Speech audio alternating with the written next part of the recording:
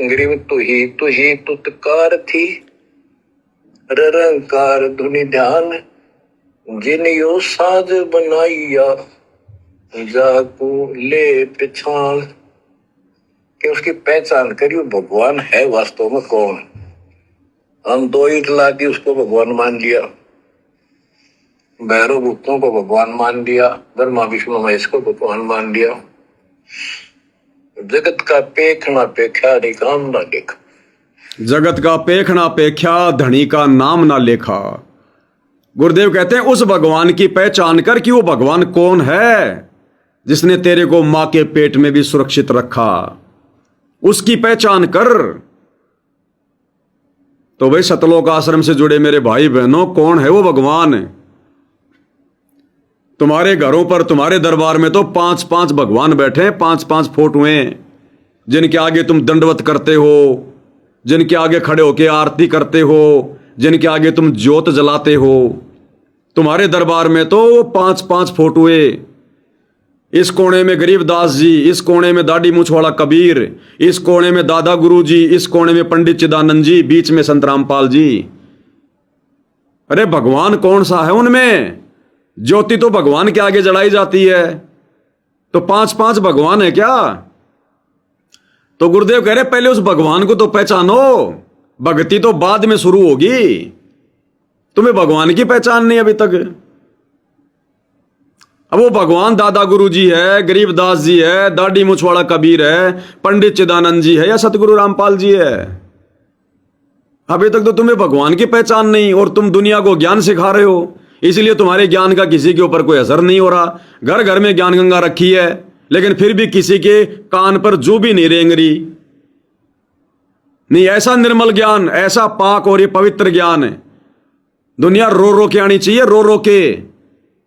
नहीं आ रहे लोग, क्योंकि जिन लोगों ने ज्ञान गंगा बांटी है अभी तो उन्हीं को पहचान नहीं हो पाई भगवान की, उन्हीं को अच्छे से ज्ञान नहीं हो पाया। अभी तो वही देखा देखी में चल रहे हैं, भेड़ चाल में चल रहे हैं। तो उनके द्वारा बांटी गई ज्ञान गंगा को पढ़ने से लोगों पर असर कैसे होगा? क्या कह रहे हैं गुरुदेव आगे? बच्चों, गरीब इस माटी के महल में मगन भया के मूड, कर साहिब की बंदगी, उस साईं कौन हो। देखो कितनी गजब की वाणी है, कितनी गजब की वाणी है। परमात्मा की पहचान करवाएगी कि वास्तव में वर्तमान में परमात्मा कौन है। और यही चाहते हैं गुरुदेव भगवान की बच्चों, जब तक तुम पहचानोगे नहीं कि वास्तव में कबीर कौन है।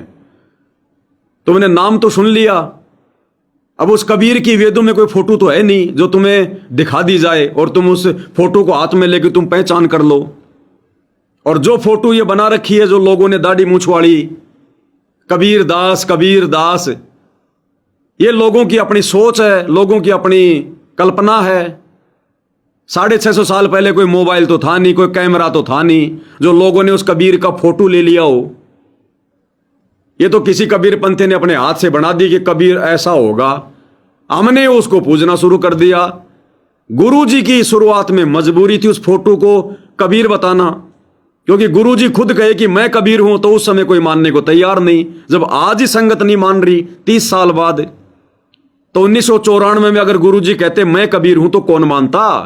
इसलिए आप और हमारे तक ज्ञान पहुंचाने के लिए उन्होंने फोटो का सहारा लिया कि धीरे धीरे नादान समझ जाएंगे फिर मेरे ज्ञान से कि वास्तव में रियल कबीर कौन है।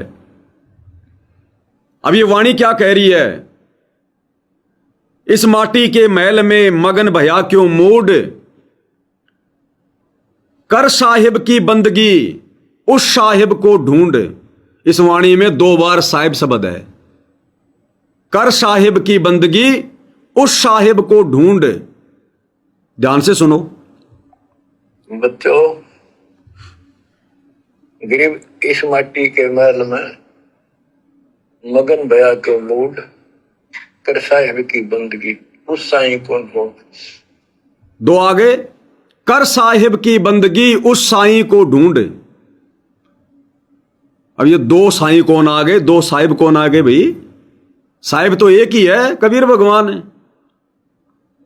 इस माटी के महल में मगन भया क्यों मूड, कर साहिब की बंदगी, साहिब यानी परमात्मा कबीर, और उस साईं को ढूंढ, साईं यानी परमात्मा कबीर।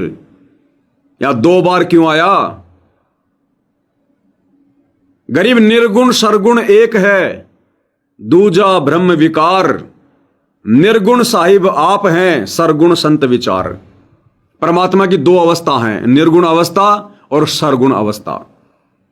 निर्गुण अवस्था में परमात्मा सतलोक में एक देश में बैठा रहता है, सतलोक के सिंहासन पर।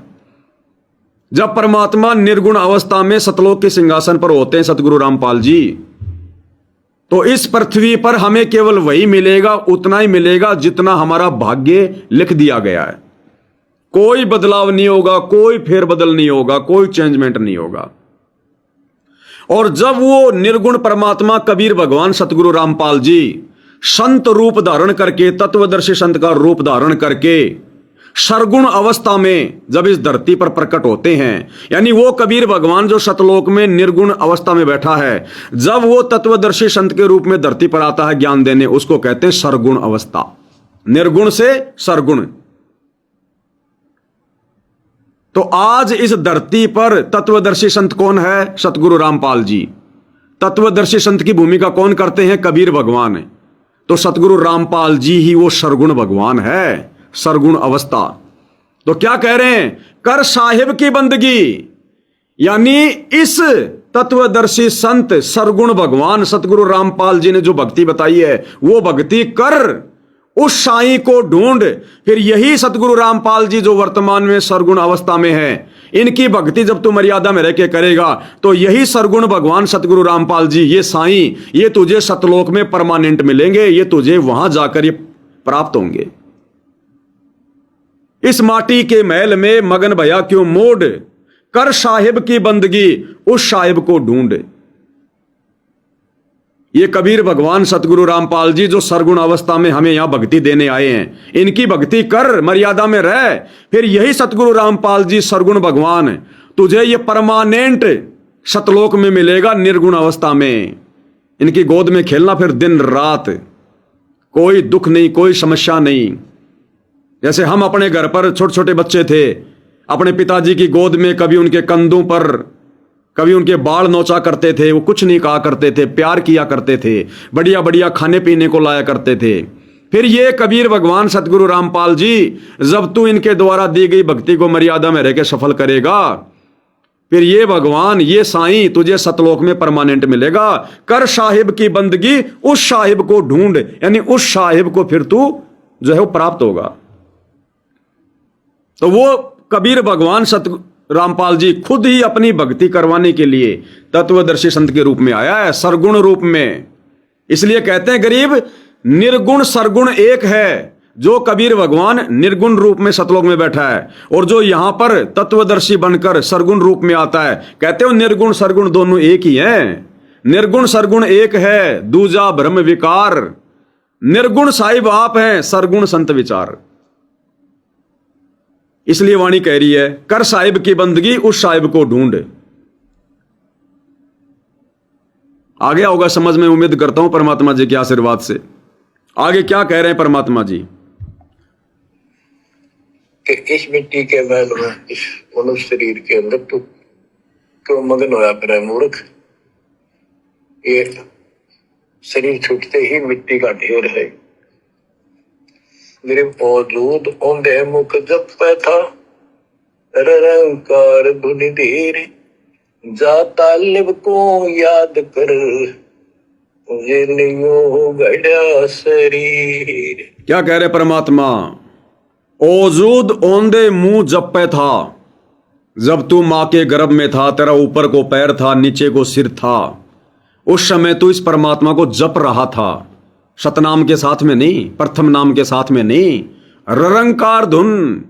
क्योंकि मां के गर्भ में हमें सब कुछ पता रहता है कि परमात्मा कौन है, मैंने सतलोक में क्या गलती करी, मैंने कितने मनुष्य जन्म प्राप्त कर लिए, कितने मनुष्य जन्मों में सतगुरु रामपाल जी भगवान आए, कबीर भगवान मुझे ज्ञान दिया, मुझे नाम दिया, लेकिन मैंने उनको ठुकरा दिया, कभी लोकलाज में आकर, कभी अपनी और किसी जो है कमजोरी से, कभी परिवार के दबाव में आकर, कभी अहंकार में आकर।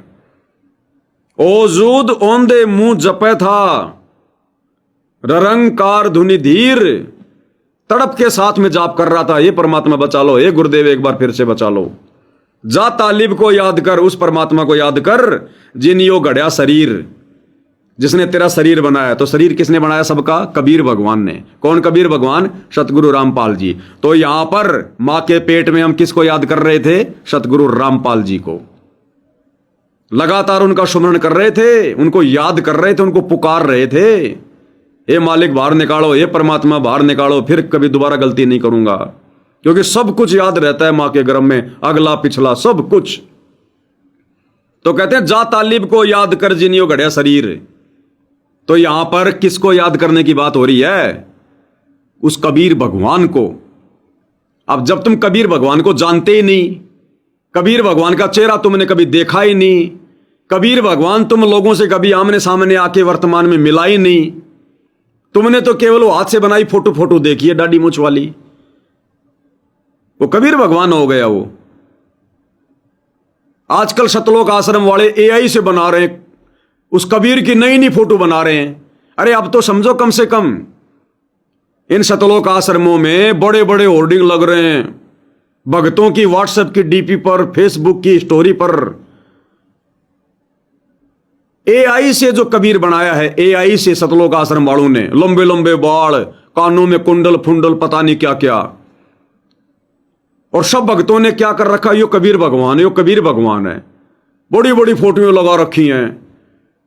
अरे जिस प्रकार इन सतलोक आश्रम वालों ने झूठ मूठ की ये कबीर की फोटो बना दी एआई से, ऐसे ही पहले किसी ने वो कबीर दास जी की दाढ़ी मूछ वाली फोटो बना के डाल रखी थी गूगल पे।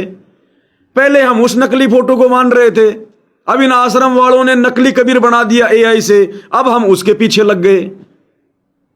इन नकली पने से बाहर निकलो, जो असली कबीर आया हुआ है उसको पहचानो। अगर वो दाढ़ी मूछ वाला अगर वो कबीर है तो आता ना, आज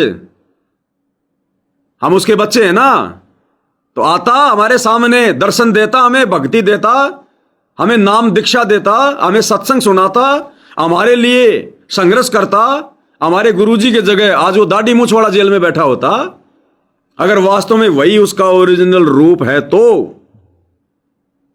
लेकिन संगत अभी भ्रमणा में जी रही है, पाषाण युग में जी रही है, पाषाण युग में। अभी वो काल की भांग अच्छे से उतर नहीं पाई है, अभी रियल कबीर को पहचान नहीं पा रही, जो हमारे लिए दुनिया से दुश्मनी लेके पिछले 30 साल से इस परमार्थ के लिए निस्वार्थ भाव से लोगों से जो है गुंडा कहलवाकर, भुंडा कहलवाकर 2-2 बार की जेल, 11 साल से जेल में। यह है हमारा बाप, अपनों के लिए अपना दुखी होता है।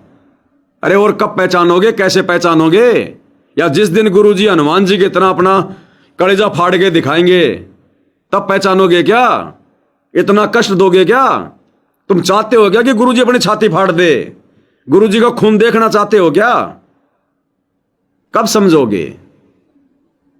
अब चांस नहीं है आगे, बड़ा मुश्किल है इनको पहचानना। अब सौभाग्य उन आत्माओं का जिन्होंने साथ संगति से जुड़कर थोड़ी मेहनत करके, थोड़ा धैर्य धारण करके, ये वीडियो देख देख के, सारे प्रमाण देख देख के, और अपने भगवान की, अपने परवरदिगार की पहचान कर ली। अब इन सतलोक आश्रमों से जुड़े भाई बहनों में अगर किसी के दुख का अगर भाग्य जाग गया तो जाग गया, बाकी ये भक्ति के योग्य नहीं है, इस जन्म में इनका मोक्ष नहीं है।